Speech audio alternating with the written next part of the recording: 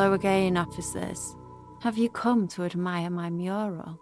Ooh, not only have you found my address, you've discovered my biggest secret. I'm a coal miner.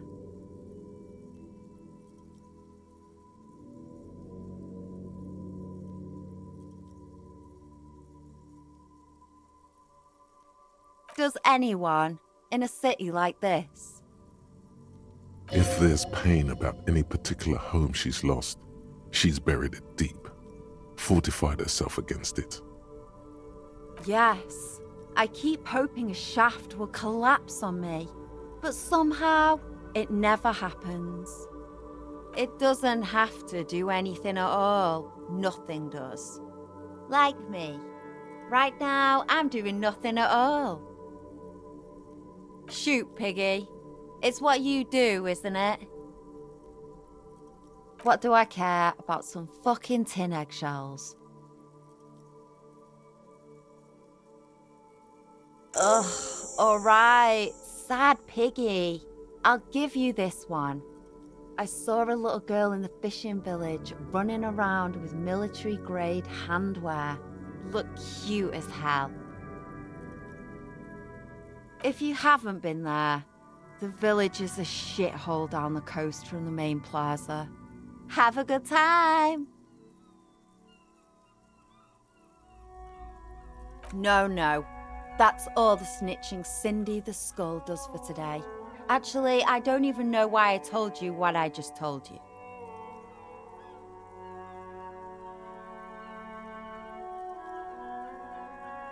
I have a weakness for animals. It's the animal thing again. Damn it.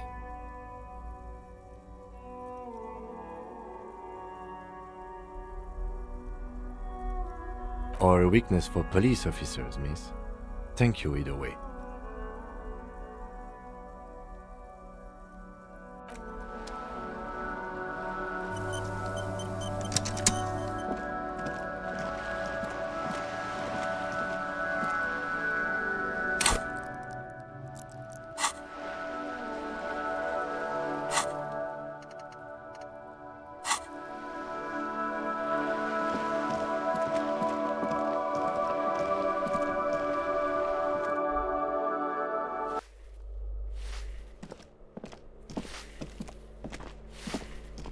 Give me a moment. I'm no. It's been. And all she gets, too. The cult. Ask away, policeman. The hell am I supposed to know? Another nut job, I assume. She really doesn't like those nut jobs. Bad blood there. Some lunatic lost his mind. All kinds of morons pass through these halls. With how small these rooms are, wouldn't you want to break the wall down?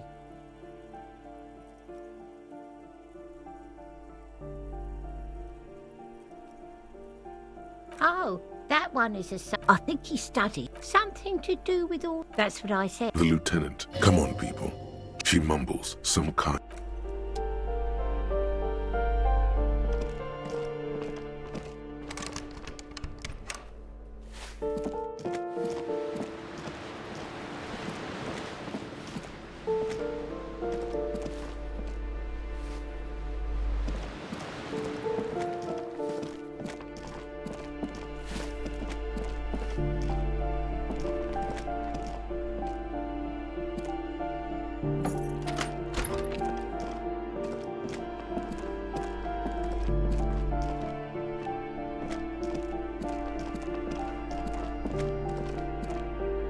This door has been closed with a padlock.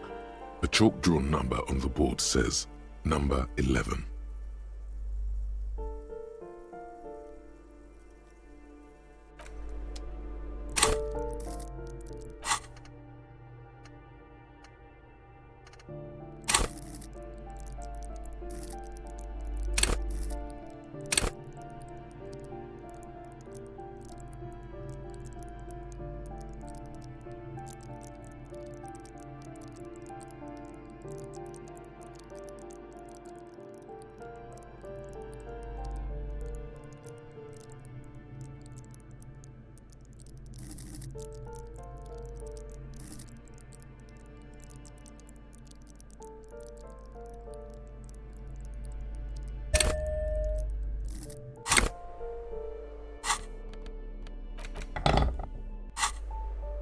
This door has been closed with a padlock.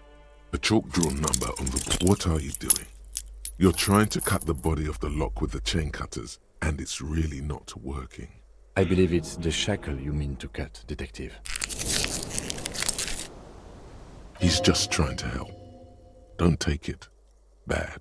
Perhaps you should give it another go.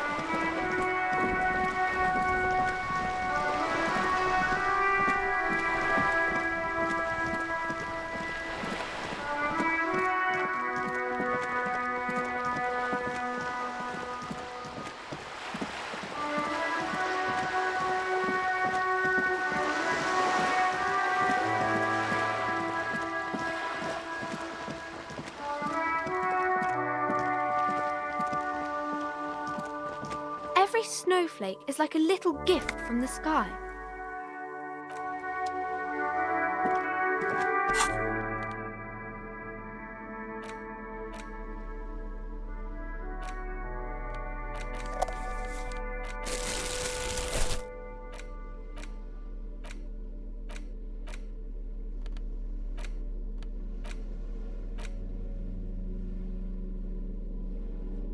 It's the ledger you found in the trash. A cabbage of papers hanging from the board, with the permeables drawer inside. It's barely held together by a clip, then made complete by the faint smell of urinal cleaner.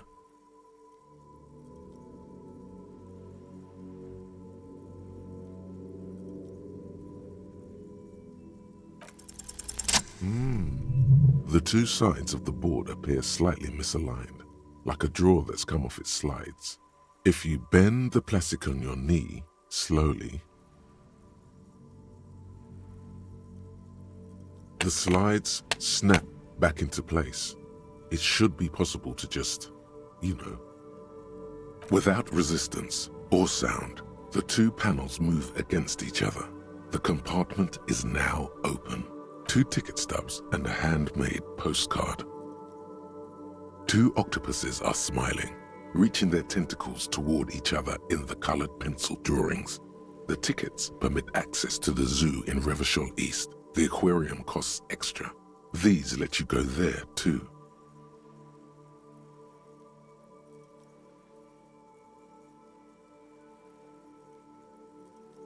Thin wax paper has been glued to a piece of cardboard. Sounds like leaves rustling when you pick it up. You see violet flowers, floral patterns, patches of glue. It smells of chewing gum, apricot flavored. Familiar handwriting lines the inside of the card, looped, round letters in a woman's hand. A young woman in her 20s. There is care, effort, and a smile, you think, although that is not something you can read from someone's handwriting. Harry, it begins. You're already reading. I wanted to write you a letter so you can read it when you wake up. Maybe it will make you happy.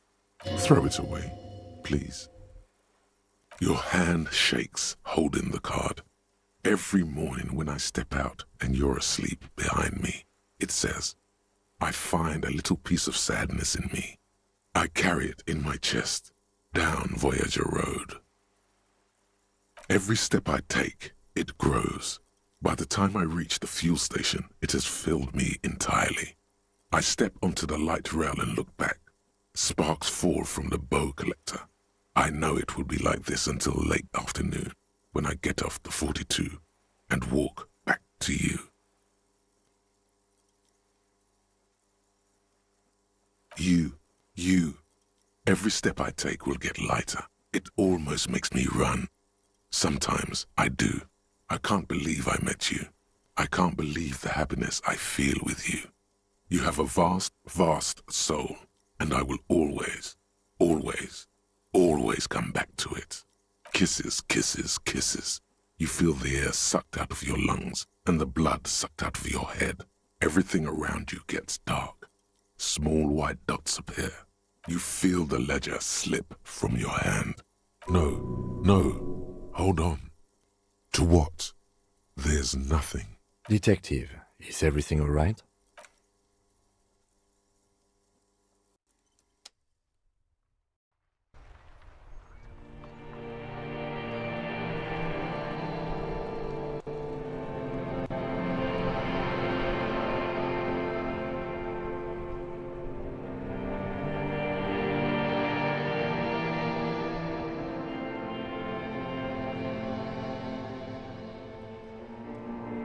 There is nothing. Again.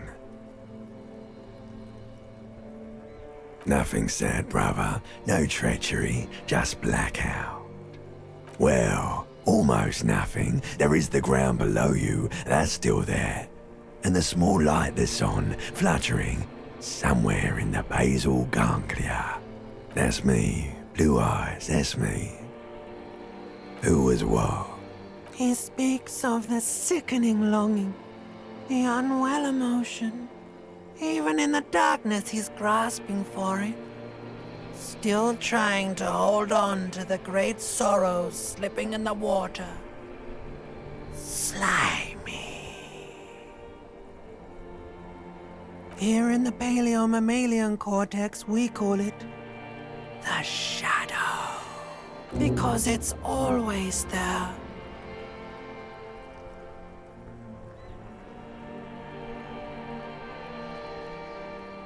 Bloated corpse of the past resurfacing.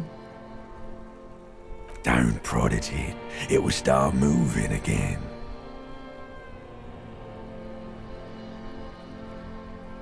There is no Voyager Road. There are no roads, no houses, no lights in the windows. It's all on pause. You think they would let you? Until you disintegrate into biomolecules. No, someone is breathing on your face now, inspecting your pupils, stupid idiot.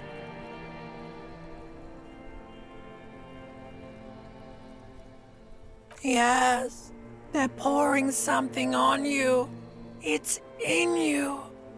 And it's Glowing lights on a dashboard emerge out of nothingness. In the upholstered cabin of Lieutenant Kitsuragi's motor carriage, seated in the driver's basket, the air is thick with leatherworks and heavy fuel oil. Cold water runs down your chin. Drink. Water. The water is cold, silvery, the stuff of life itself as it pours down your parched throat. The pounding in your head recedes. The darkness parts. Drink. You haven't drunk water in 2 days. Did you know the human body is not made to survive on alcohol alone? You need a secondary form of hydration. With greedy gulps, you down half a liter of cold water. Some of it spills on the driver's seat.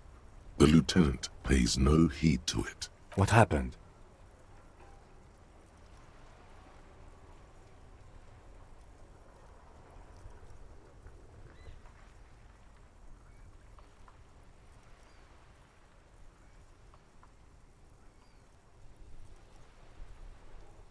That does sometimes happen.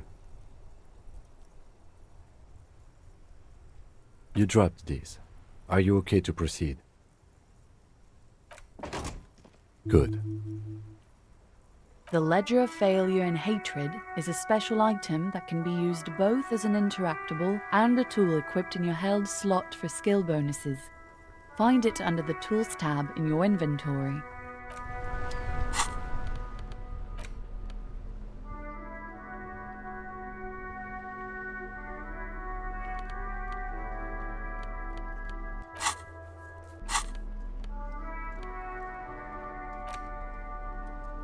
The note is written with a blue pen. An intricate web of blue lines stretches across the torso of the hanged man, from the right shoulder to the solar plexus. Each time the lines intersect, a small white star is formed. It still kind of looks like a map of the stars in the night. It's just a racist mug. What's there to read here? Not much, but it will not happen. The mug talk is exhausted.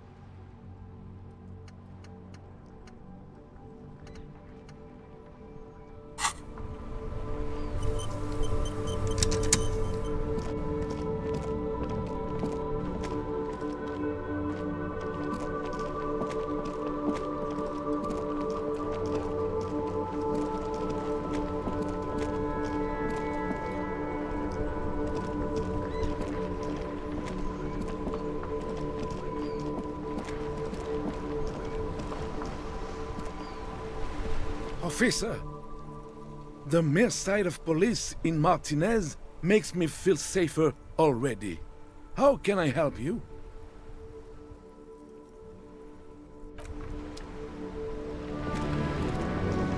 The purity of snow always reminds me of the purity of a man's soul.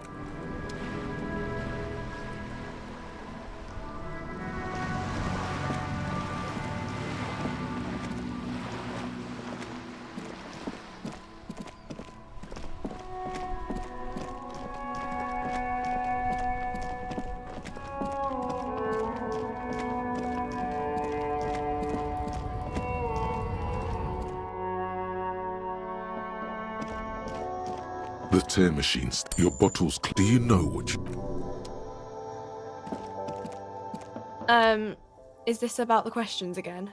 'Cause a warehouse? I don't know. Maybe. I don't really care what Frit does. She looks up from under her brow. Fine. Frit doesn't have a warehouse. Just a little back room here. Okay?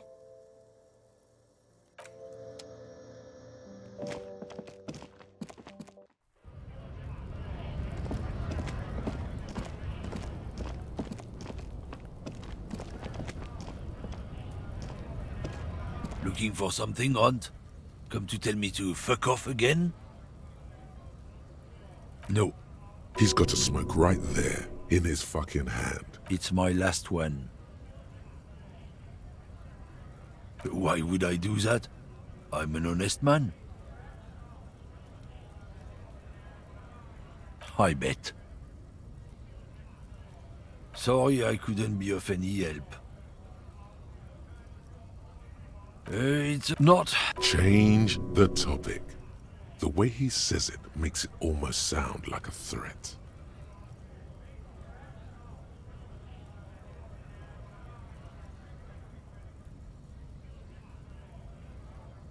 Suit yourself.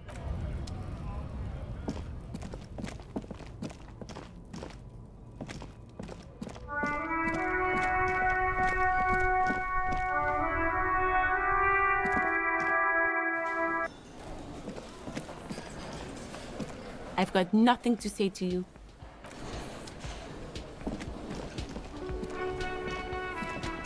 Oh, hello, dear. Can I help you? Another thing. Great. I love. Yes?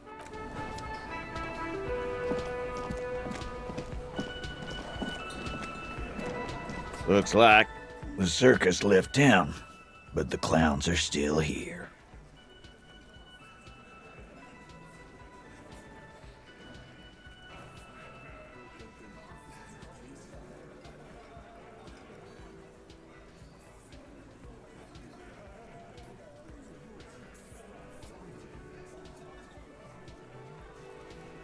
Yeah, by friends, you mean his squad mates from Cronell.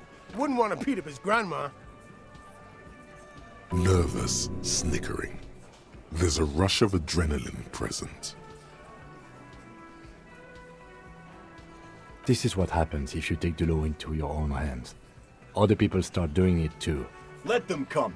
The Hardy Boys are right fucking here. You heard the man. Right here. We're armed. We got the whole district behind us. And Glenn. Glenn is fucking crazy. Yeah. A well-oiled murder machine. The mood is on the rise. They're feeling confident, ready to punch out the whole Merc platoon.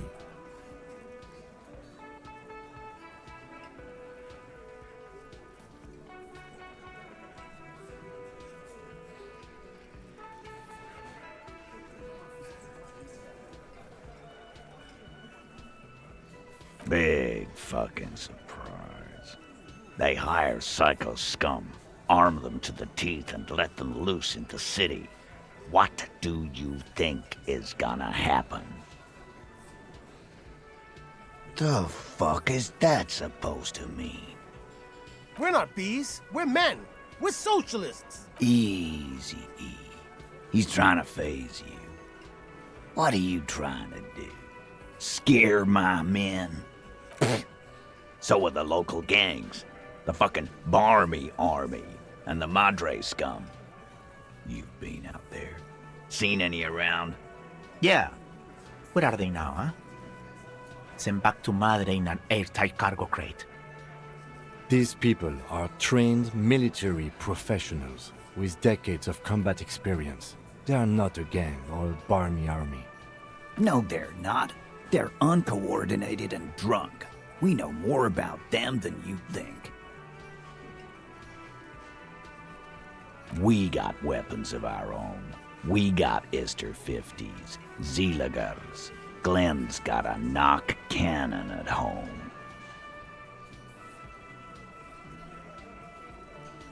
I guess we're gonna see, aren't we?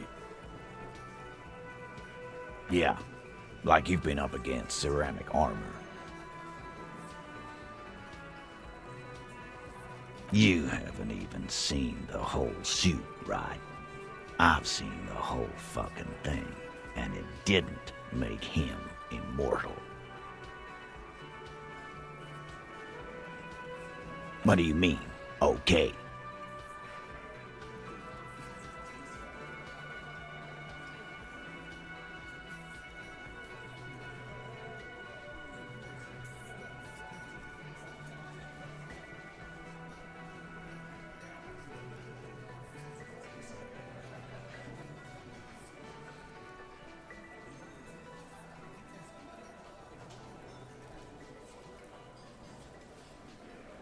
No, they won't. Get out of here with your negative energy. He really doesn't like you ruffling their feathers like that, on what might be the eve of battle. All he means is that the situation is serious. No wonder you cops get shot to shit every day. Can't go to war with an attitude like that.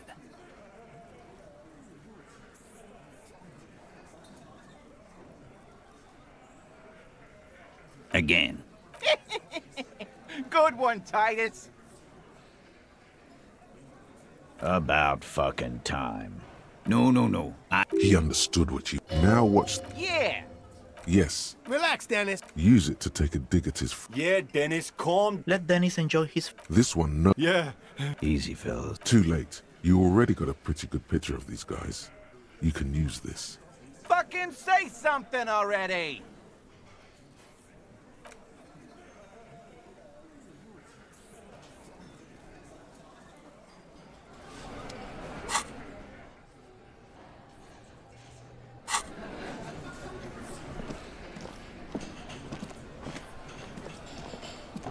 I've got nothing to say to you. Why are you wasting your time? What you want is of no significance.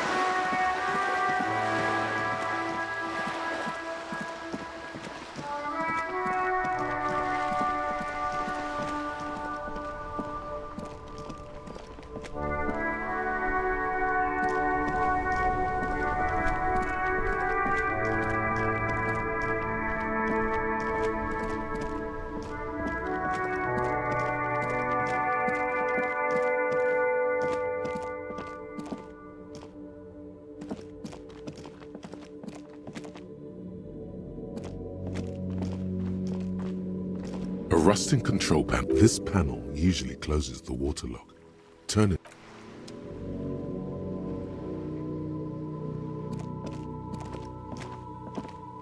A crumpled billboard reading, Samaran butter soaks in the canal.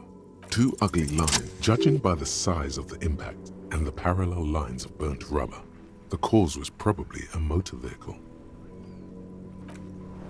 Side slip marks indicated that the vehicle was traveling up the crater at 35 kilometers an hour. The black marks on the roof indicate that the vehicle vaulted from the crater to the roof of the shack.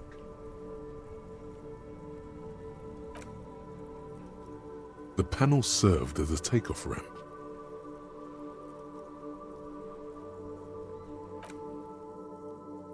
The vehicle soared through the air, hitting the billboard and upsetting the posts. Then it continued its flight, taking the billboard with it. The sign broke the vehicle's fall into the canal.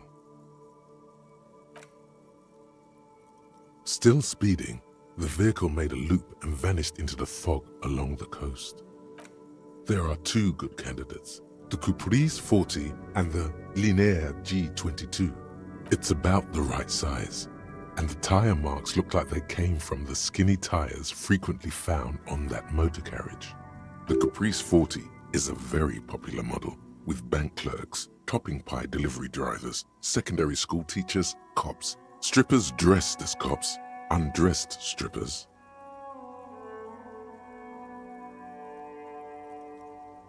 Very sturdy but light motor carriage. more likely than most to survive that jump. The Linear G22 is not a particularly popular model due to its peculiar proportions, which the manufacturer's design team probably thought about for too long. You'd have to follow the tracks to be sure. The lieutenant looks on, waiting for you to wrap up your analysis.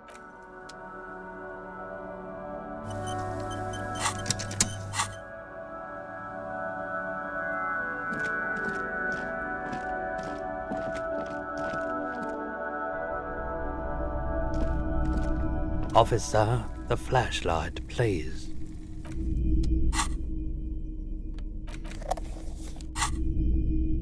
Hello. Let me know if I can help you with anything. Traffic?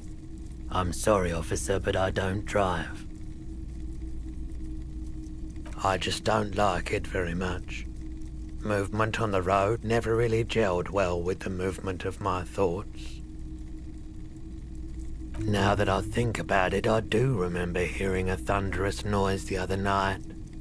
Some kind of powerful electric vortex hitting the shop, and then moving on. That sure narrows down our list of suspects. Yeah, it was pretty wild. I didn't really know what to make of it, but I know it meant something.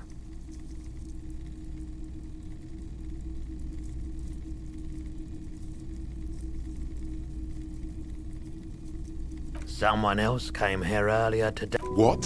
The lieutenant shifts from one foot to another. Sure, man. I doubt it. The pawnbroker's gaze is already fixed on the dance. Here you go, man. Not so sure about this.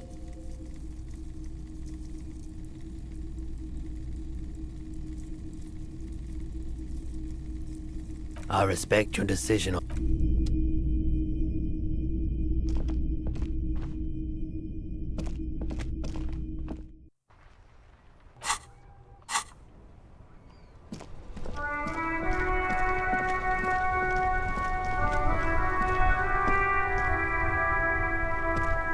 Yes? No response. He just arches his brow.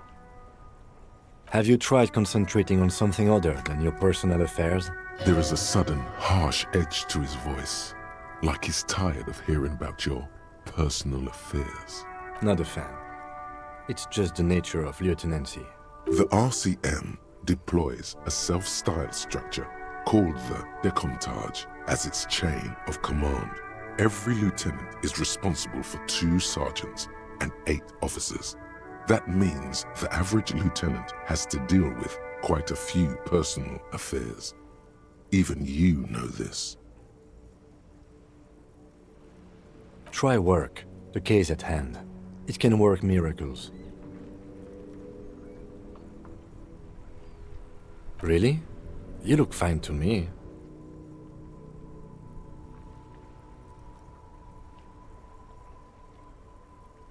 This psychodrama is unbecoming of an officer. Then you should consider seeking medical attention. You can use the radio in my kinema to call your station's Lazareth. Was there anything else you wanted? What do you want to know? What's there to say? It's just stupidity. The cop kind. Our precincts can't decide if Martinez is part of Jamrock or the Industrial Harbor.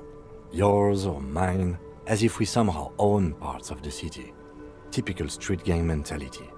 So we've let the Union make a mockery of law enforcement here, and now it's come to its natural conclusion. Well, sort of. It's less a matter of who gets to police Martinez than who has to. It's an orphan district, in other words. I think the dispatch desk just told both our stations about the hanging. There was quite the brouhaha at the 57th, I can tell you that. Time to settle it, they said. Cop off. But I assure you, I am not their finest or toughest, with 102 cases solved. What I am is least interested in a pissing competition. So he volunteered to represent the 57th. but not out of competitiveness. On the contrary.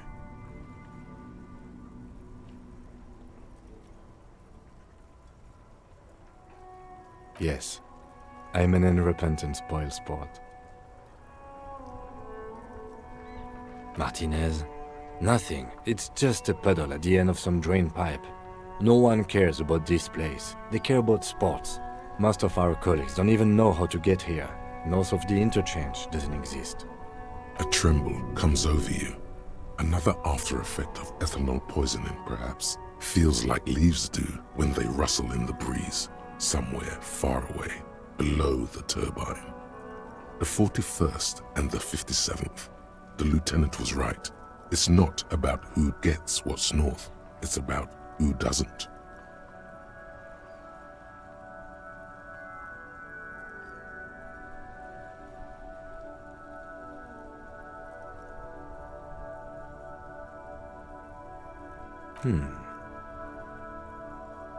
Tell him.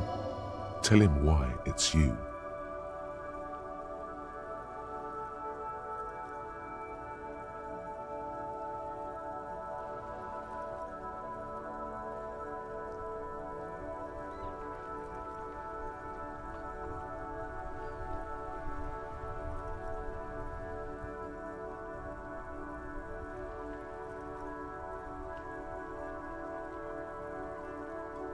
He opens one hand and looks at it.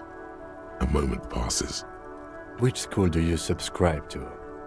Mambo or Jambo?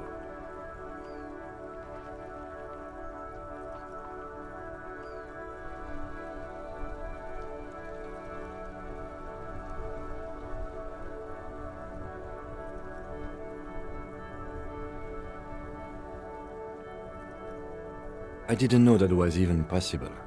It must be a great burden.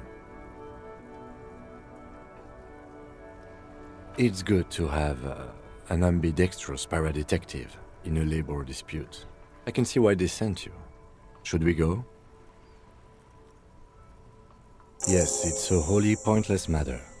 Forget I ever mentioned it. He's actually glad it's addressed now.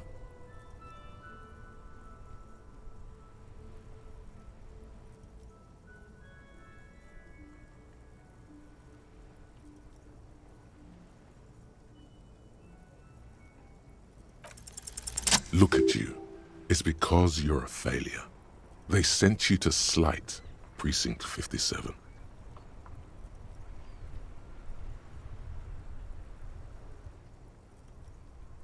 Just think about it for a second. You're a raging alcoholic who showed up 3 days late and argues with his necktie. You weren't sent here to win. I've considered it. It would be immensely ugly of them, not to mention unprofessional, but I also think it's somewhat unlikely. I checked the records. This jurisdiction dispute, who polices Martinez, reaches back to the 30s. It's as old as my station. And all this time we can't decide who gets Martinez? I think, yes, both stations would prefer a win.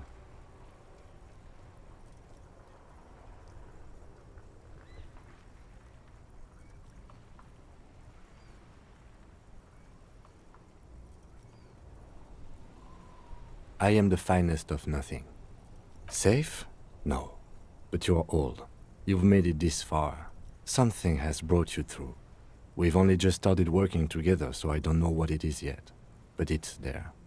So no, I don't think they sent you as a joke. And even if they did, they are in for a surprise.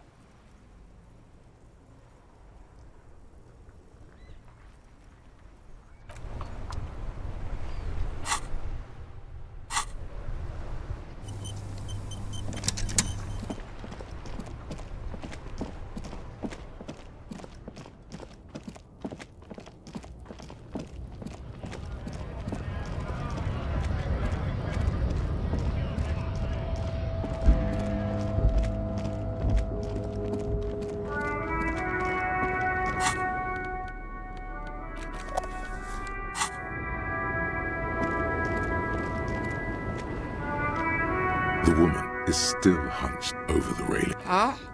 What is it? What do you want?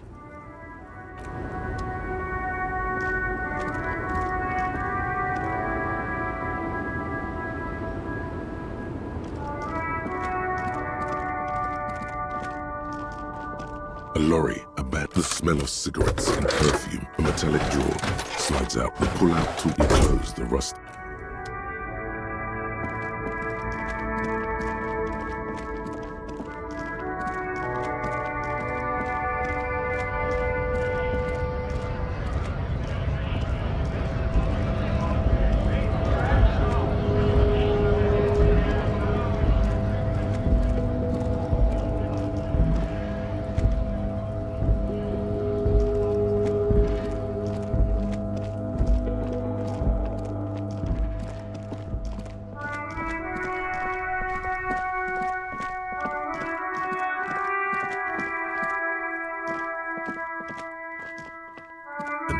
Call box. You hear the same. You ring the door. Just seeing the words.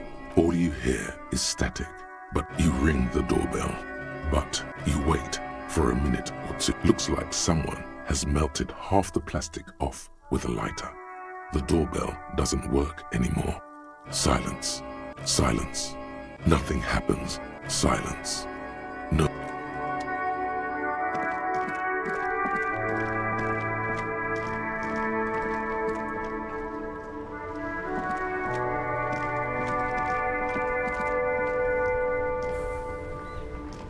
Oh, look.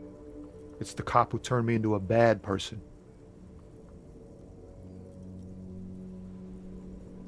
He ain't one of us drivers. It's easy to see he's telling the truth. He crosses.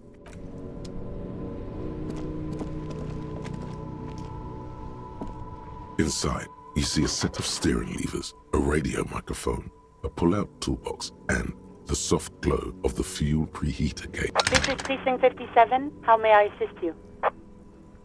It will take just a moment, officer. Her voices fade out into the familiar radio static. Gottlieb, what do you want?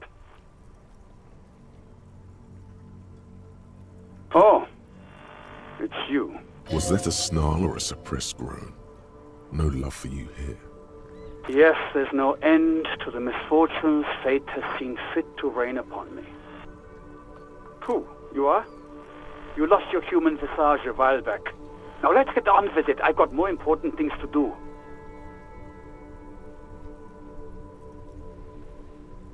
And you survived it. Congratulations. Are you mobile? Sort of. But by God, does it burn in your chest. Even better. Anything else? I wouldn't worry about that. Officers your age have coronary trouble all the time. Also, death is a natural part of life. Accept it. The body is an object, and objects break down. Do what good you can with yours, before the rest goes too. With all the damage you've been dealing yourself with drugs and alcohol, I'm not surprised. There is no surprise in his voice, only careless superiority. What else? I'm not a brain doctor. Look on the bright side. You've got a whole new life now. Use it wisely. It's hard to say if he doesn't believe you, or doesn't care. Look, pal, getting pumped and dumped is not a disease. People live through it all the time. You should be happy for her. And that's what the guys say, officer. That some chick pumped you and then dumped you, threw you away like an empty juice carton. Don't take it personally. There just wasn't any juice left in your carton, pal. You must have me confused for a close personal friend. I am not. I am a medical professional with a constant idiot emergency on my hands. One needs tending to right now, he thinks, looking around the room. God, these apes. What? You want me to do blood work for you again? Tell you just how bad things really are across the board? You want another rundown of everything collapsing inside your body? You want the real, honest-to-God truth? Stop drinking, eat magnesium and vitamin D. Our station is not a retirement home. We don't have the funds to deal with rock stars past their prime. So it's political. You're being neglected because of political reasons. The money is probably going to some old, oily... And no, I don't want to hear a political commentary on the topic. In fact, I got work to do. Some idiot has glued his eyelids shut with cyanoacrylate. It looks like Mactorson.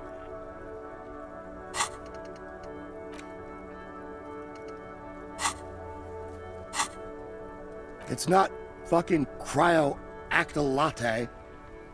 It's super glue, Doc. Mm-hmm. Anything else I can help you with, officer?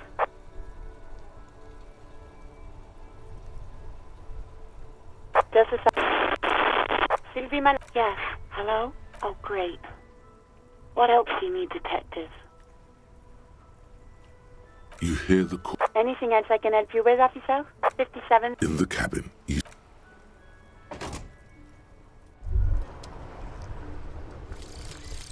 Advanced race theory. Everything is calm in the eye of the race storm. Your mind is lucid and bright. The mind-bending phylogenetics appear more distant and, to be fair, a little ridiculous. The great race mystery has cleared up. All that's left to do is verbalize your thoughts. Go and talk to Measurehead about your newly found insights.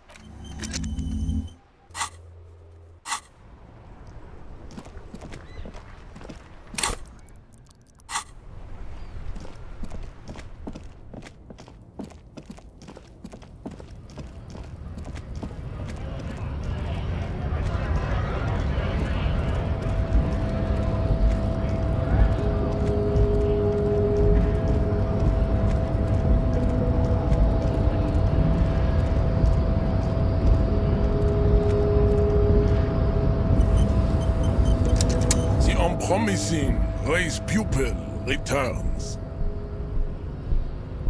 And...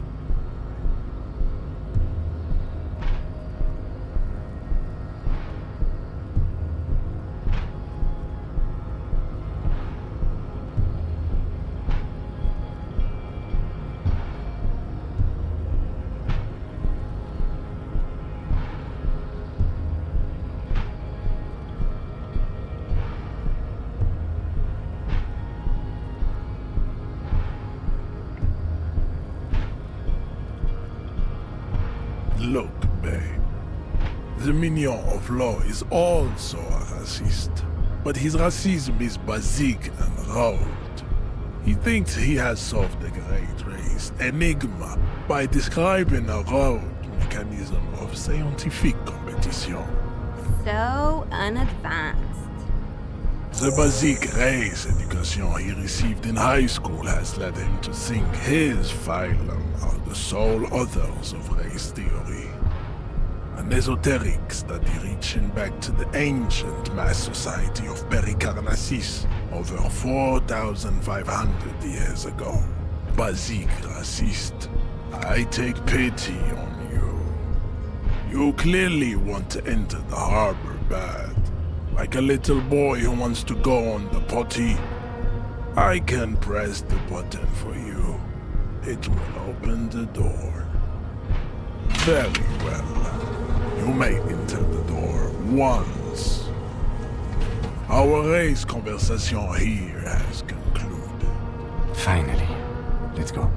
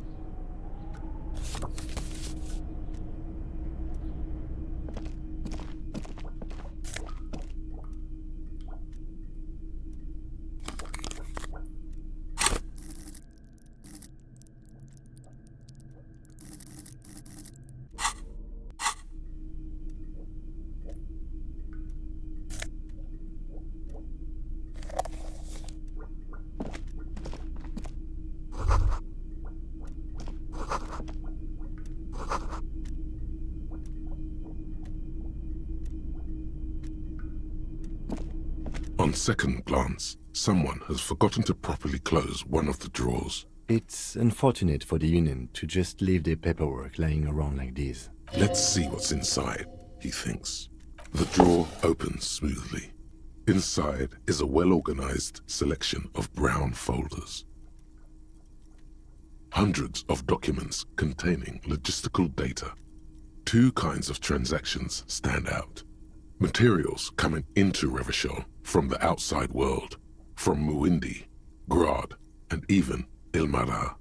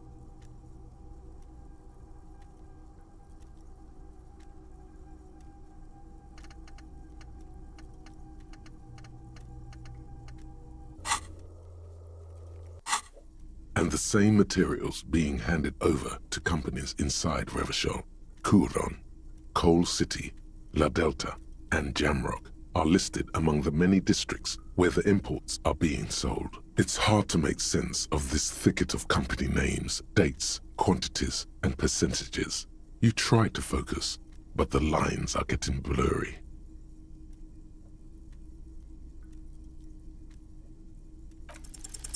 Look how blurry all the lines on these papers are. How unwieldy your own willpower is to yourself. You're like an absurdist Samaran monk, focusing through not focusing. Hermeneutics was almost within your grasp, but now only vague letters float before your eyes. Less meaningful, but aesthetically more pleasing.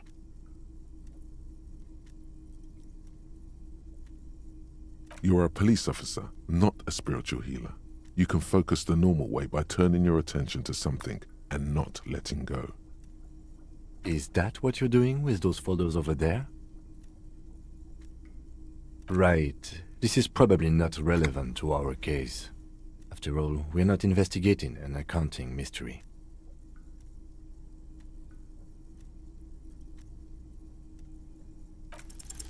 Whatever's hidden here is hidden well. Concentration isn't enough. Only a trained accountant with a background in logistics would be able to really make sense of it. However, there is a little handwritten note stuck on the side of the drawer. It appears to be a to-do list written in large, uneven capital letters. Remember, Leo, Everard's shoes, special whirling borscht, water Everard's plants, sweep office floor, more banners. All items on the list have been crossed out, and the note itself is crumpled. Everard Clare, probably. the head of the Debarders Union.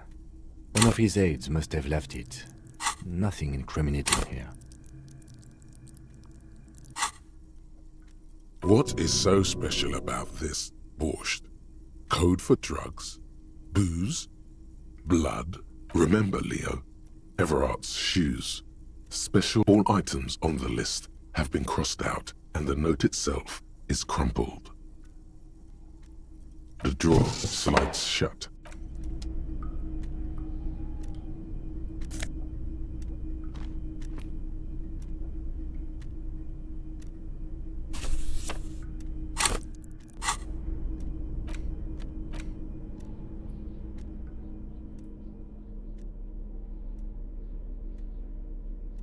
The front of this quarterly journal features a large satirical portrait of the late King Friesel. From the sides of his head, a pair of white antlers spread to the corners of the cover. Because Friesel was incompetent, foolish, and cruel. In short, the embodiment of everything the communards wished to overthrow. It's satire, you see. To your disappointment, there aren't any full-color pictures to direct your attention. Just column after column of closely set text, interrupted occasionally by little doodles in black and white. After rifling the pages with your thumb several times, you return to the table of contents. The magazine is divided into several sections. International developments, Kunst und Kultur, and local concerns. Just inside the cover, there's also an editor's note. Comrade, as you know, this journal takes its name from Mazov's immortal expression, du cristal à la fumée. This was his way of describing the way the rigid, crystalline structures of capitalist ideology turn to smoke under communism. But, like the structures of capitalist ideology, we too are at risk of going à la fumée. Unlike many publications which are content to spoon-feed their readers reassuring drivel, La Fumée is committed to telling the radical truth, even when that truth may drive away potential subscribers. So please, if you value our radical Mazovian perspective on contemporary politics, culture, and international affairs, please consider subscribing today. Yours in struggle, the editors. What do you expect? It was laying around the office of the Debarders Union. They're probably bankrolling the thing. You flip back to the front of the magazine. The table of contents unfolds before you. This section includes a long, tedious critique of the latest round of free trade negotiations between the EPIS nations and the Free State of Semenine. You also skip over an article about heavy fuel oil smuggling along the Mesk-Messina border, something about bear wrestling in Samara, book riots in Yugograd. Face it, you really aren't interested in foreign affairs. You're not even sure where most of these countries are. You flip back to the front of the magazine. The table of contents unfolds before you. It takes a moment, but gradually it dawns on you that Kunst und Kultur must mean arts and culture. As you leaf through this section, you come across several reviews of recent radio plays, as well as a brief artist spotlight featuring a local artist identified only as CS. The main feature, though, is a long essay titled Tip Top Tournée, a critical Mazovian perspective. This so-called artist spotlight is really just a brief Q&A, made all the briefer by the subject's evident hostility to her interviewer. That certainly sounds like a certain delinquent youth who likes to harass you from her balcony.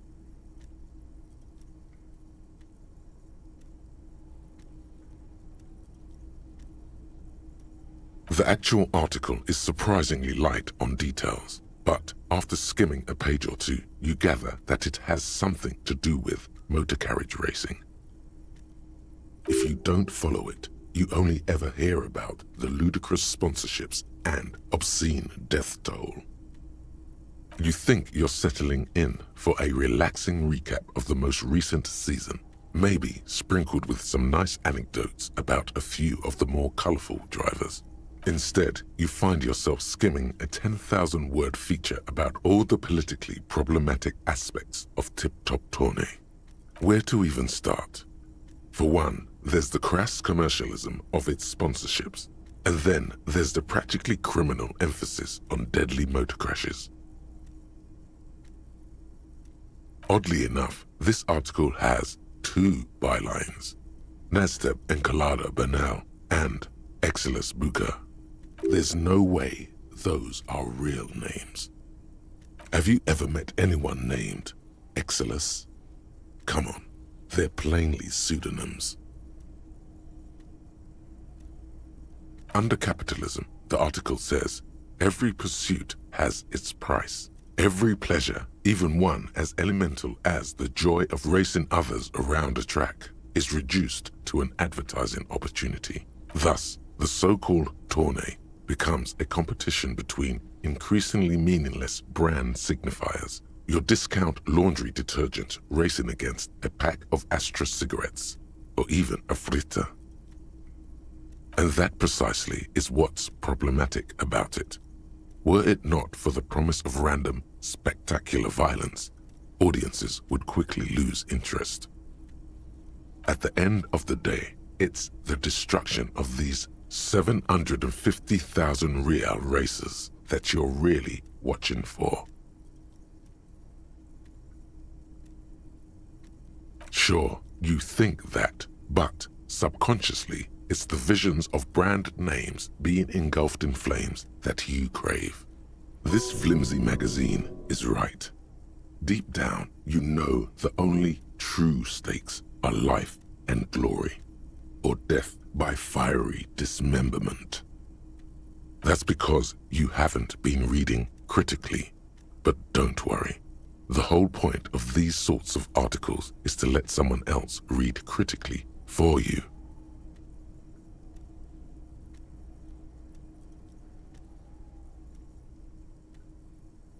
I can safely say the thought had never crossed my mind, Detective. I'm sure most things are, if the young men who wrote this article are to be believed. If I had to wager, I'd say they've never even seen the inside of a motor, much less a motor race. I take whatever they write with a large grain of salt. You flip back to the front of the magazine. The table of contents unfolds before you.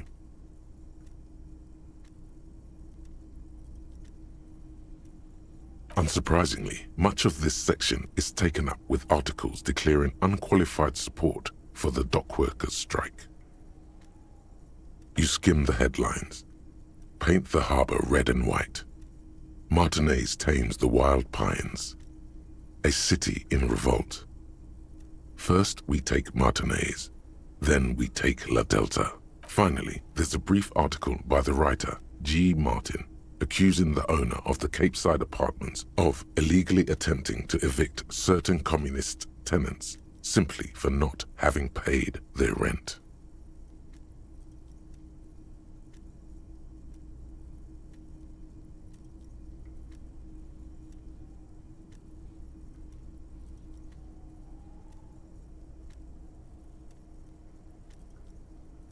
According to these editorials, there can be no accommodation with the forces of international capital or their mucilaginous allies in the coalition. Why do communists love puerile insults? And they wonder why they're always being left out in the cold. Judging from the context, it's something very large and fundamental. You should probably know about it already, honestly. You flip back to the front of the magazine. The table of contents unfolds before you.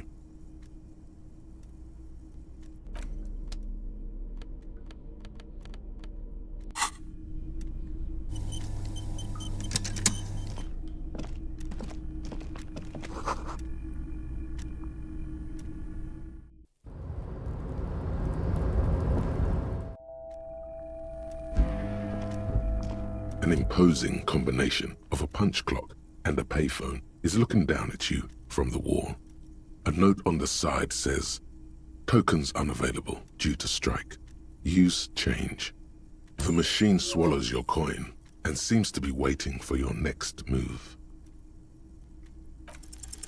It's unclear whether you actually have muscle memory.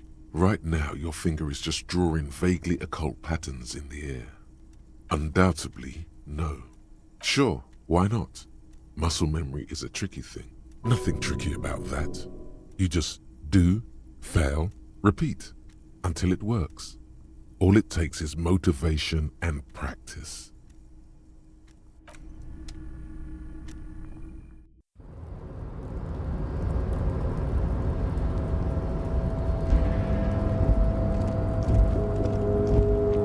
Looks like someone left his tarpaulin cloak hanging on the railing here.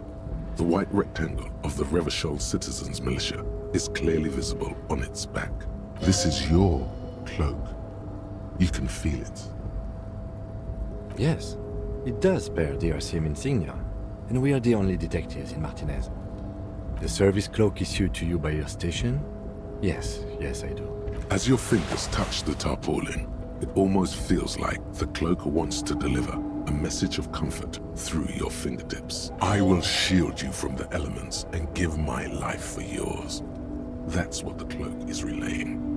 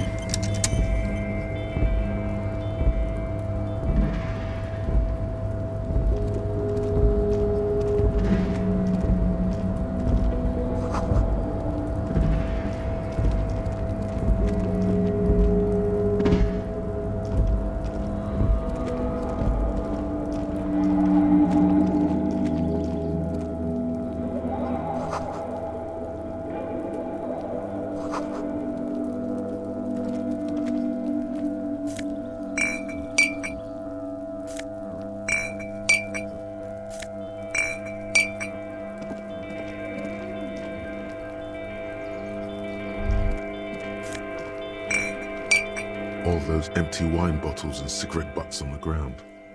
Someone partied really hard here.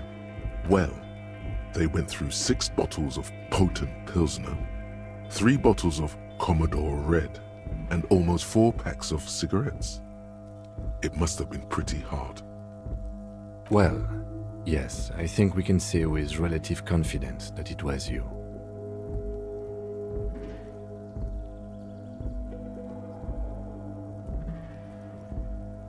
Yes, this scene isn't exactly ripping with joy. Let's just move on.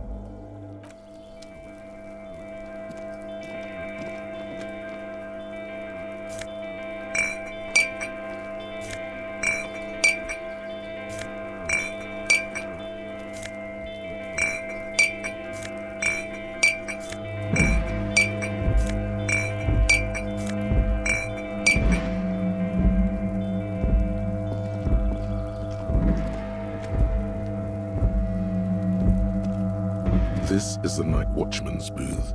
The name on the door reads, René Arnaud. If you must. But please hurry, we are pretty easy to spot up here. Nothing incriminating catches your eye. The cabinets are clean and their sparse contents meticulously organized. There's a framed photograph on the table.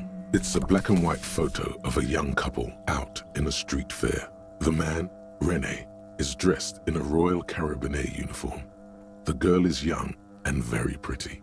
She is smiling playfully at the camera. René looks like he's about to smile. This photo must be tied to some good memories. Why did you take that picture of René?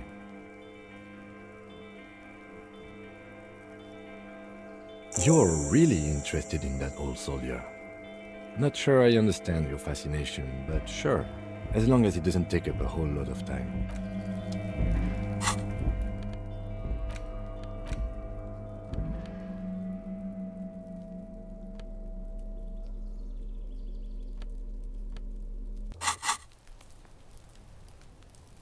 This is the night watchman's booth.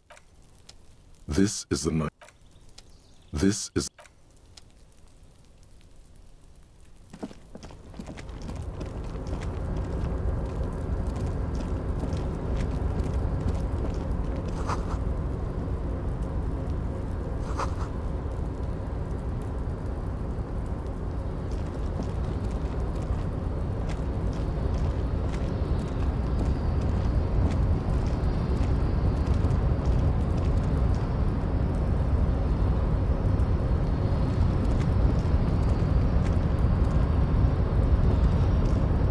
A rusting control panel with several knobs. 2 buttons marked Marsh and Arrête are faded with use. It seems to control the large crane above. A container is attached to its hook block. Marsh. On. Arrête. Off. With a loud grind, the crane shifts overhead, moving a massive metal container through the air.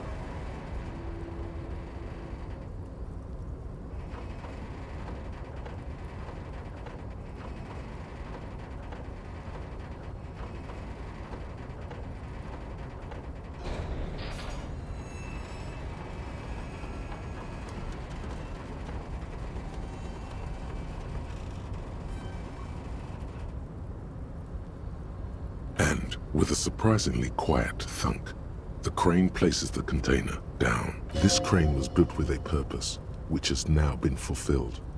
To move this container. Who can say? All you know is, it's special. I can't see how that was worth the records, except for seeing the crane in action, which I admit was satisfying. The crane does not return to its original position.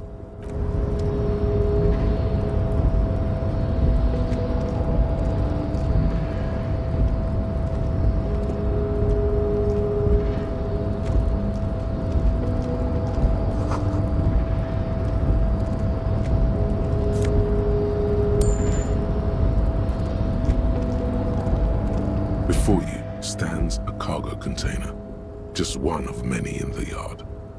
You do? Because I don't. There are a million containers here. Why are you fixating on this one?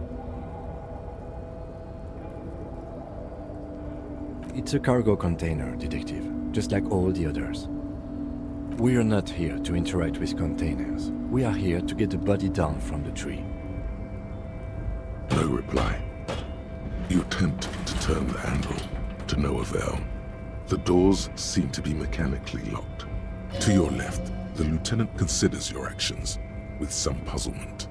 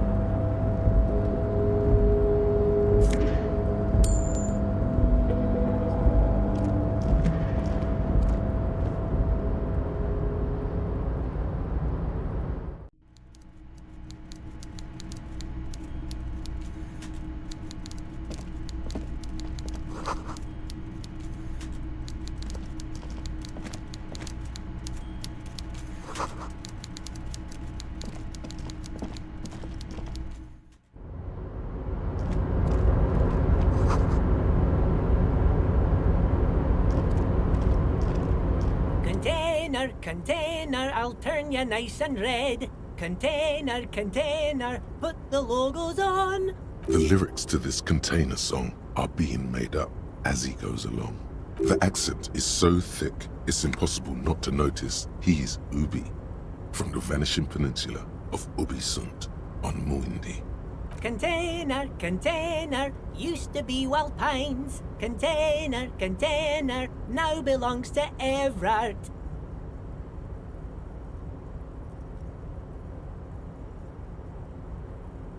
Everard, Everard, Everard, he looks after everyone. Huh? Well, hey there. How can I help you, mister? The look in his deep blue eyes is as sincere as you've ever seen. Kind of makes you feel like an arsehole for no apparent reason. I see you are not a union man, mister. Did you get lost? You're not one of them scabs, are you?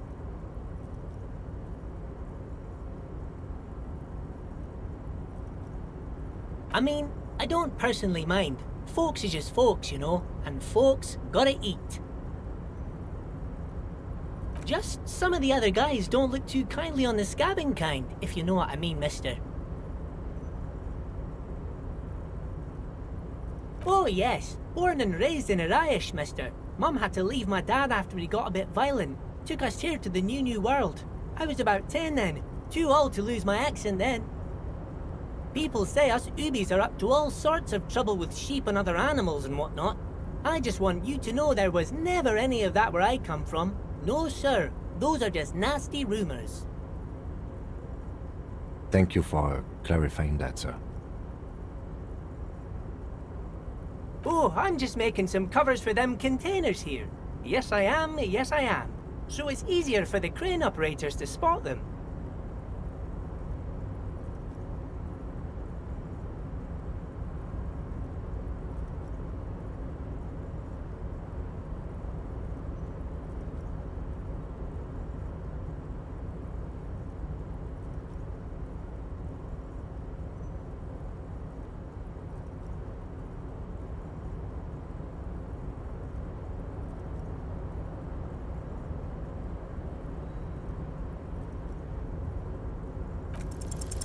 The containers in the yard are green in Wild Pine's livery, and the mountains rising behind Leo is all red in Union colors. It's like some red infection was spreading outwards from the container yard's core. Yes, they are hiding it from the inside. All the red containers have the Debarders Union logo on them. No, not really. Mr. Everett doesn't tell me all the big things. Says I go and tell them to everyone. Oh, no trouble at all, mister. No trouble at all. Oh, most of the guys are down at the gates, keeping the scabs from coming in. We're on a strike. The whole union is. You don't have to work when you're on strike. Ha! We haven't worked for 2 months now. So no one is working? Not everyone is down there, of course. Mr. Everard is in his office, where he always is. And Jean-Luc is guarding the gate. But Titus and his boys got into some drunken trouble and Everard sent them on a nice vacation. For a week or so.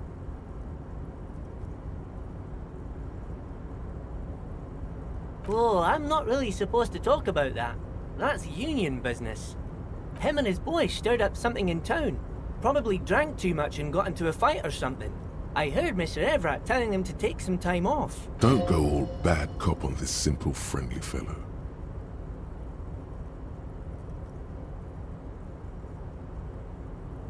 No, I don't think they killed anyone.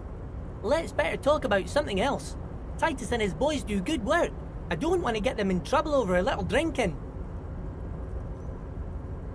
Yes, yes. Everybody needs a job, and this is mine. I'm Leonard, by the way. Leonard Bellick. But everyone calls me Leo. I'm like Mr. Everett's right-hand man when Mr. Edgar is out of town. And Mr. Edgar's right-hand man when Mr. Everett is away. Actually, Miss Beaufort is the right-hand man, but she's a lady. Who is this, Miss Beaufort? A real pretty lady with a skin like those Douai Sucre candy bars my missus likes so much. Them are real nice to suckle on once the dinner is done and me and the missus sit down beside the radio. But I can't listen to the radio all the time. There's so much to do around here and I'm always busy keeping things running here. Yes I am, yes I am. Stay on this Miss Beaufort topic. Oh, Lizzie, she is a real sharp tool. Mr. Everett put her through some fancy school and everything, east of the river. 4 years she was gone, and when she came back, she was all fancy and lawyerly. But she's a real nice girl. Grew up in this here neighborhood, knows everybody and gets along with everyone. Real pillar of the community one day, I'm sure. For a fraction of a second, there's sadness in his eyes. If me missus and me was to have a child, I'd be real happy if she turned out like her. But she can't have kids. Dr. Lemaitre said so, and she knows about such things. Been a doctor for almost 50 years she has. Law school? Could she be talking about the union fixer, aka the gardener?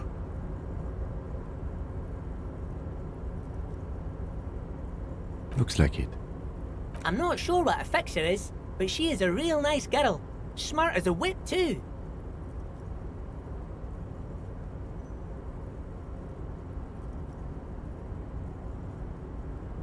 Oh yes, yes. I leave all kinds of notes for myself. That old head of mine ain't so good at keeping things in no more. I almost forgot about the borscht. Oh yes, I've been taking special whirling borscht to the men every day since the strike started. It's very, very good. Makes a man feel so warm and happy. I feel like I could take on Mr. Renadan's boar dogs every time the lunch is done. Power borscht, huh? Never heard of a borscht that turns little guys into dogfighters. Alcohol, however. Yes, yes. I'm taking it to them. The borscht keeps them happy and in fighting spirits. Makes you all warm inside. They brew it in the whirling in rags. Oh, the whirling's cook. He makes it. Them is always talking with Mr. Manana in that weird language and laughing together. He doesn't speak what we speak. He's from Grad. Oh, sure, mister. Sure. You do that. Yes, sir. Oh, that one. That should be empty as far as I know. Lots of containers here have nothing in them. They're just waiting to be loaded up. Told you.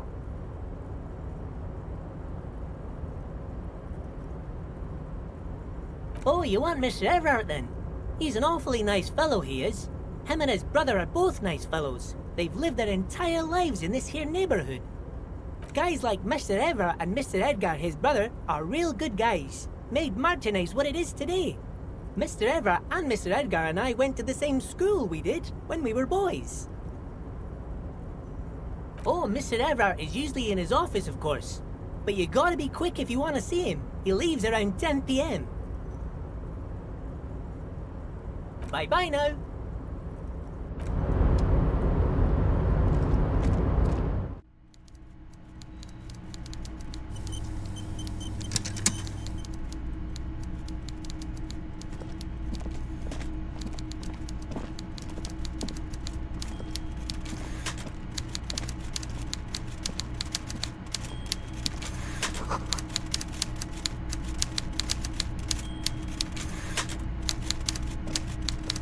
Before you is a walrus of a man seated behind a large desk.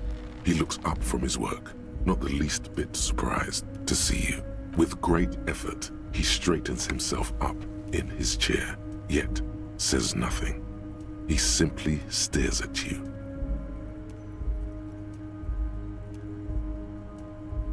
Welcome, Mr. Dubois, Mr. Kitsuragi. It's good of you two to stop by. Please, have a seat. I'm Everard Clare, head of the Debarders Union here in Martinez. I'd offer you my hand, but unfortunately my health prevents me from getting up. You understand? You go ahead, detective. Whatever he has in store for you, it can't be good, he thinks. I'll do my best. Forget about that. What's with this Dubois stuff? You're getting some seriously bad vibes from that name. Please, Mr. Dubois, let us converse in a civilized manner, as equals. Take a seat. I insist. It's nothing. Yes, that's probably right. It's nothing. Forget about it. Filter it out. He's trying to throw you off your game with this Dubois nonsense.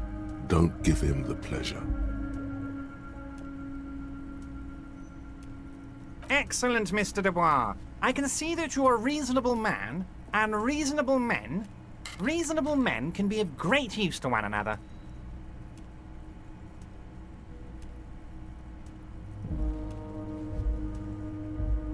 So tell me, how can the head of the Debarders Union help a representative of the Revachol Citizens Militia today? The chair you're sitting on has got to be the most uncomfortable chair in the world. It's violating your backside. Oh, by the way, I heard you got a rather rude reception from a certain Lawrence Gart. Some people have no manners, it pains me to say. This should take care of that nonsense. It should be sufficient to cover your expenses for a few days and patch over your differences with a cafeteria manager. Go ahead, take it. Hey, that's 25 real. That's good money. Think of all the stuff you could.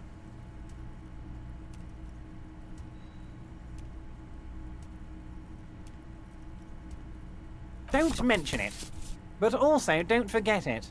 I'm just kidding, of course. Is he? Now, I'd like to set your mind at ease about one other matter. Your lost gun.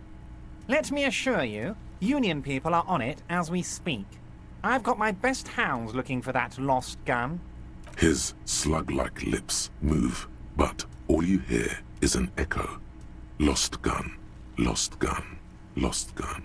The world is swallowed by a black hole of fear. Only 2 words escape its gravitational pull. Lost and gun.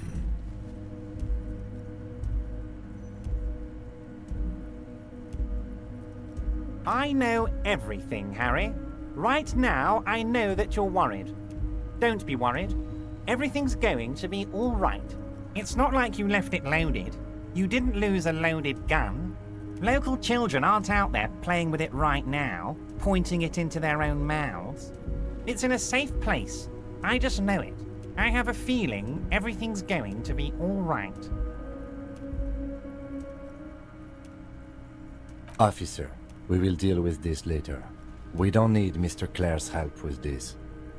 I wouldn't be so sure about that.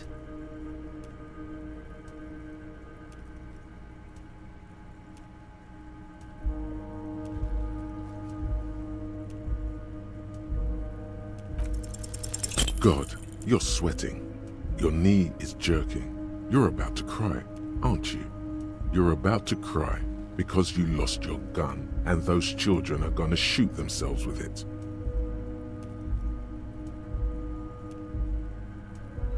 Mr. Dubois, you don't look so good. What is this, Mr. Dubois, he keeps repeating? What is he trying to pull here? You need to cool the fuck down. Chill. Mr. Dubois! Mr. Dubois! Harry!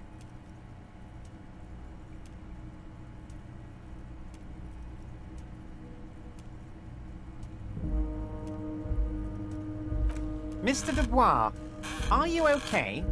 Can I get you a glass of water or something? Are you having some kind of medical emergency?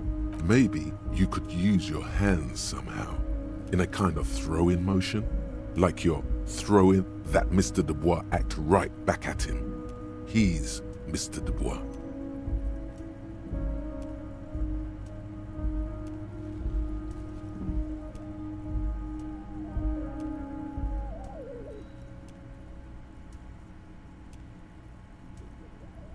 What an odd demonstration of...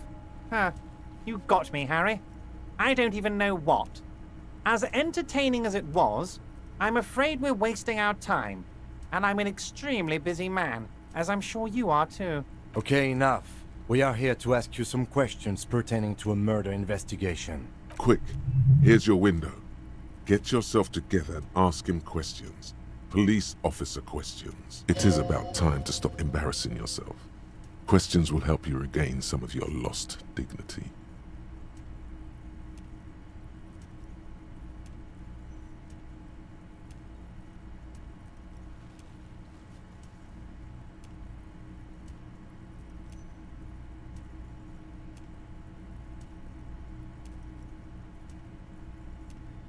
You've got a lot of spirit clearing up the drug problem alongside this murder.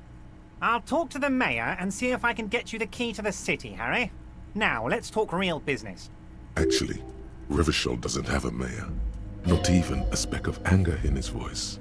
That's that then.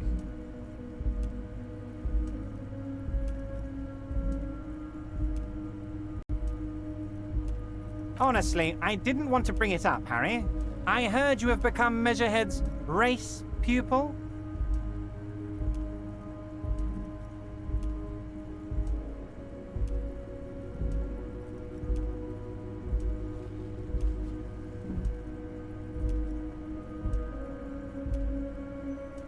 Of course, Harry, of course.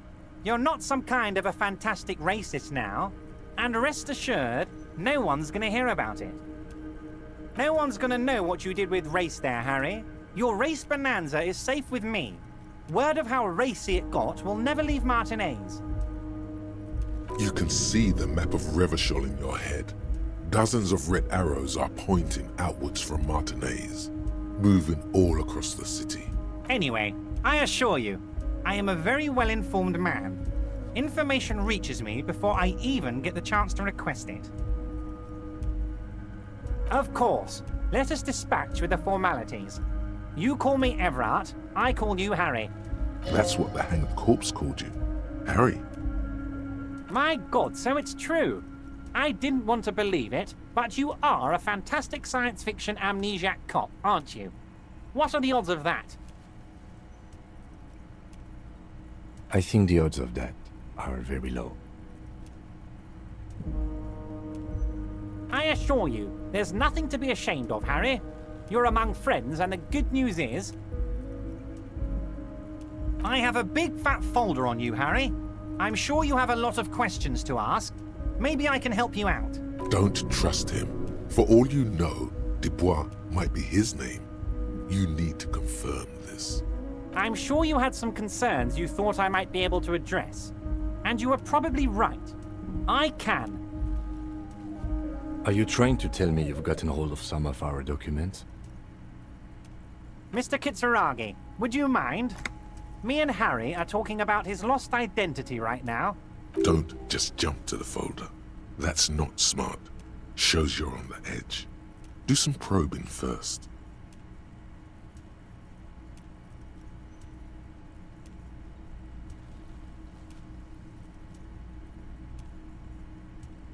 It's Harry. Harry Dubois. You feel like a Dubois, but you don't feel like a Harry. Strange.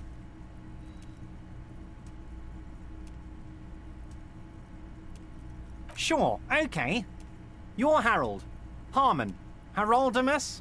But that's not what the record says. The record says Harry Dubois, a real man's name.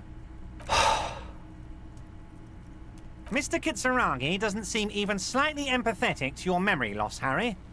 I, however, wish to help you any way I can.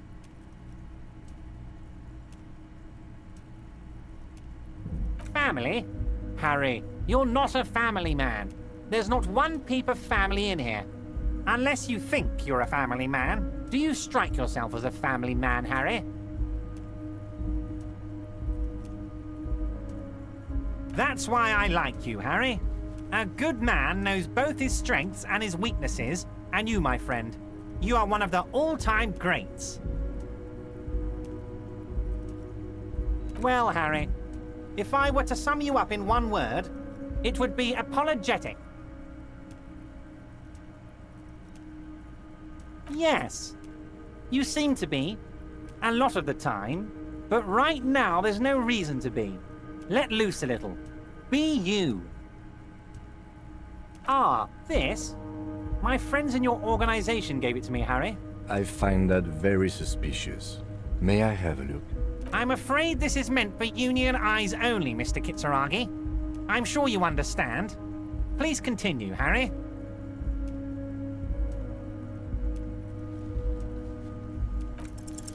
As you look at the folder, Everard covers it with his hand and pets it. He's hiding it from you because it's not a real RCM folder. It's just another one of those brown folders you saw in the file cabinet.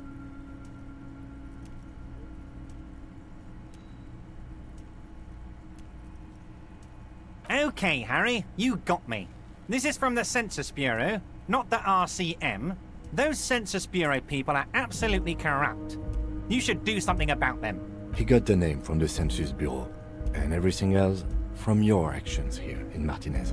Yes, Mr. Kitsuragi from the Census Bureau. Like I said, now I'm actually a very busy man, so is there anything else I can do for you, Harry? That means he doesn't really know anything about you. A pity. The mystery of you will have to remain a mystery for the time being. Yes, that's what I said. Try to keep up, okay? Let's move on.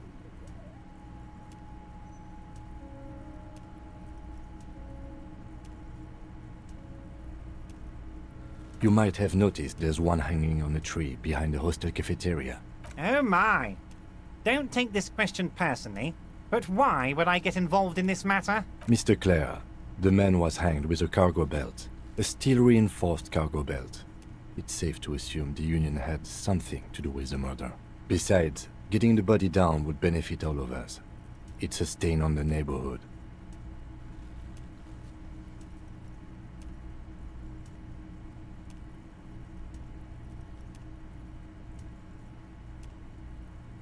I can certainly see how having him up there might start affecting some real estate values. But of course, all joking aside, I am going to help you. Jean-Luc, my boy, I'm sending 2 police officers down. They have a dead body in a tree problem they need help with. Namely, they need it to be taken down. And, Jean, please take it easy with the race science. He's had enough of that. You can find Jean-Luc down at the gates, but you already knew that. Anyway, he's going to help you. Yes, your lost gun. My best men are on it. They're turning every stone, searching every playground, asking kids, grandmas, everyone. Your gun will be found, Harry. Let me assure you of that.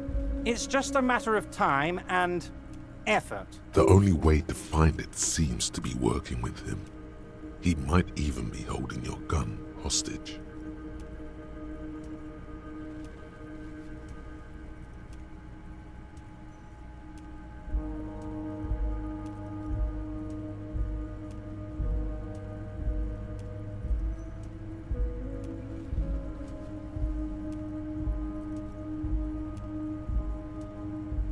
Who knows?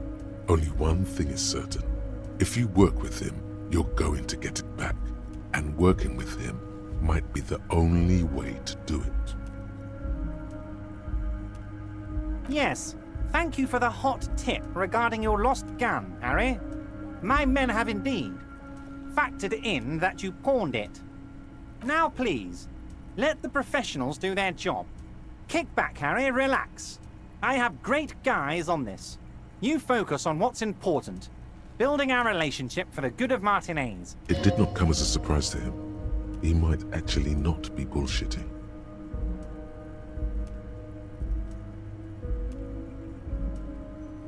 Damn it, Harry. That's exactly what it means.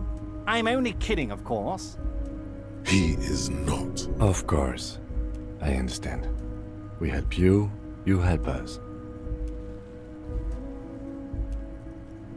Oh, of course. That's your main thing here. That's why you're in Martinez. I know everything that goes on around here, and I would love to help you like I'm helping you with the body and your lost gun. I mean, it's no secret that the lynching is connected to the strike. So much to talk about. Honestly, it's been weighing on me so heavily. I understand you need to interview me. But there's a thing that's been keeping me up at night. I want to talk about the hanging. I mean, if we could just calmly talk, exchange information, we could blow this thing wide open. Yes, that sounds good. Let's do that. But I can't think straight with this thing weighing on me. You're police officers, aren't you? I have a crazy idea. You guys are basically door-opening machines, incredibly talented at opening doors.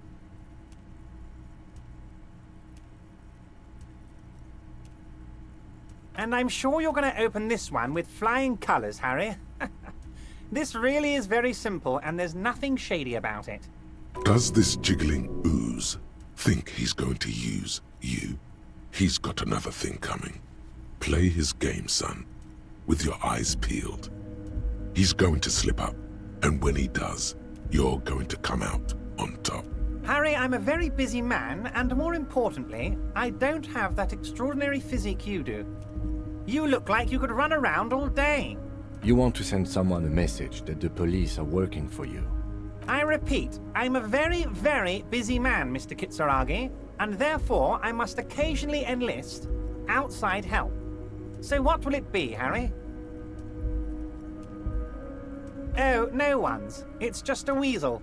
A weasel lives there. Nothing for you to worry about. A loud blabbering weasel. When weasels feel no one is watching, they start acting foolishly. Just go there, unlock the door, and leave it open. It's been such a burden on me, Harry. I just want this to be over so I can discuss business with you.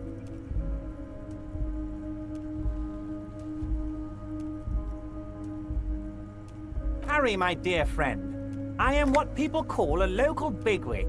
I know everything that goes on in Martinez. Fantastic, my friend. Just let me know when it's done and we can take our friendship to the next level. You can get the key from Manana. He's down by the gates. Manana's like a free agent in the Union. Special operations. Hardened socialist. A real free thinker, too. He'll tell you precisely where the door is.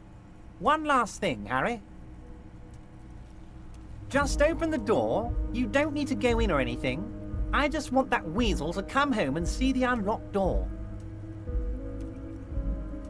I don't know what that means, Harry. Shady brew? There are so many moving parts in my operation, I can't keep track of them all. You know what? Don't even tell me. Whatever it is, do it. Surprise me. Just one thing. If you can, make it even shadier. He sincerely has no idea what you were talking about. And he doesn't care either. Oh, that's very nice. I haven't gotten around to her yet. I'm very, very busy, you see. I hope you're getting along.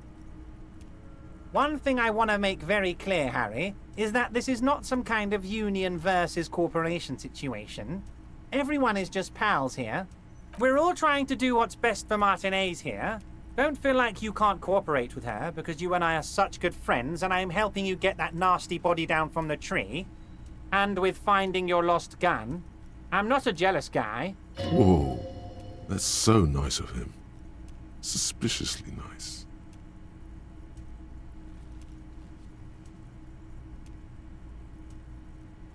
I'm just a nice guy, Harry. I wouldn't be where I am now if I wasn't nice. Politics is all about emotions, and I want you to have positive emotions when you think of me. Okay then, positive emotions it is. You like positive emotions. What do you mean, Harry? Nothing. I let him go. He's an old man, Harry. I wanted him to spend more time with his family. God knows how long he's got left. Harry! I have little people in my organization. I would never call someone a midget. What is this? Honestly, I'm beginning to think you're a midget, Harry. I'm only kidding, Harry. You're not a midget. No one is. We're pals. It's hard to say if he really lost his temper, or if this is another one of his tricks. This man almost never angers visibly. Vanished? Harry, the woman left her casserole in the oven and couldn't make it here in time for the voting. Oh, did I leave my casserole on? Better go home and check. The election can wait. When she got back, the whole thing was over. Wait, there was no mention of a casserole from Joyce. Harry, Harry, Harry. Do not fixate on this little matter. Maybe it was a rabbit stew, or a hairdryer, or an iron. The point is, her heart wasn't in it. Mine was. That much is true. His heart truly is in it, though you wouldn't think so by looking at him. If it's spilled blood you're looking for, then there certainly isn't any in his expression or demeanor now. If she actually wants to see me, she will find a way. Any good negotiator would. And I just don't have anything to discuss with a bad negotiator. He doesn't want to see her. It's as simple as that. Of course, Harry. Let me just assure you one more time. It's perfectly okay to share anything we discuss here with this Joyce. This is a completely transparent organization. I have no interest in what she is doing, but I myself have nothing to hide. Your business is your business, and I respect your privacy. Just remember, none of this is secret. Tell her about all of it. My brother's picture, my singing swordfish clock. Tell her how overweight I am and how I'm helping you find your lost gun. Tell her about everything. Everard doesn't mind. It is rather interesting to tell people things about each other, isn't it? It was nice telling him about her right now. This is weird. Not nice weird, but okay. My dear Harry, there are literally millions of containers in this harbor. I couldn't possibly remember what's in all of them. Harry, you smooth-talking son of a bitch. Time is a precious resource, and I don't have enough of it to count containers with you. Smooth talking. Maybe that's the way to go about opening the container. You should at least try convincing it. Wait. You need this to get in and out through the gate. Here, you're one of us now. A real red and white union man. Take care, Harry.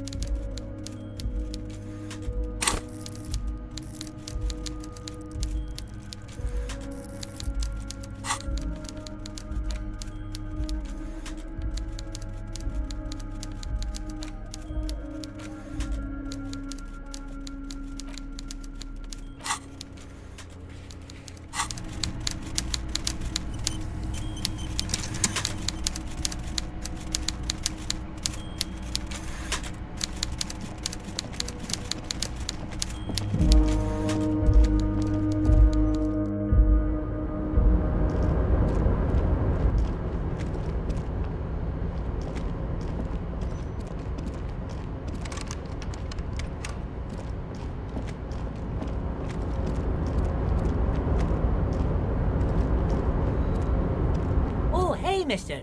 I knew you'd be back to talk with old Leo here. Yes, I did. Yes, I did. It's like Lady Larice said when she opened a bathhouse in the basement of my apartment building. They can only get so far before they're aching to get back. And lots of folk really did keep coming back.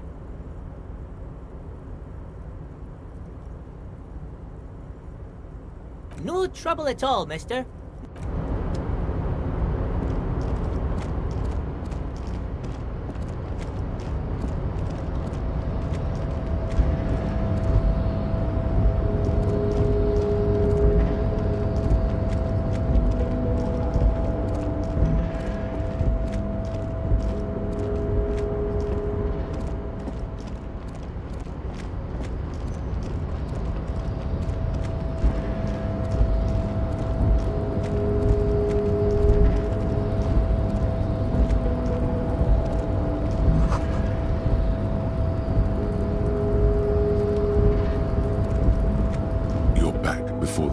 container. Its draw has not lessened since you were last here. If anything, it seems to have grown slightly. Why are you even trying to open a door with rhetoric? Because what wasn't an option? Now is not the time to get philosophical, detective. You can do that after hours.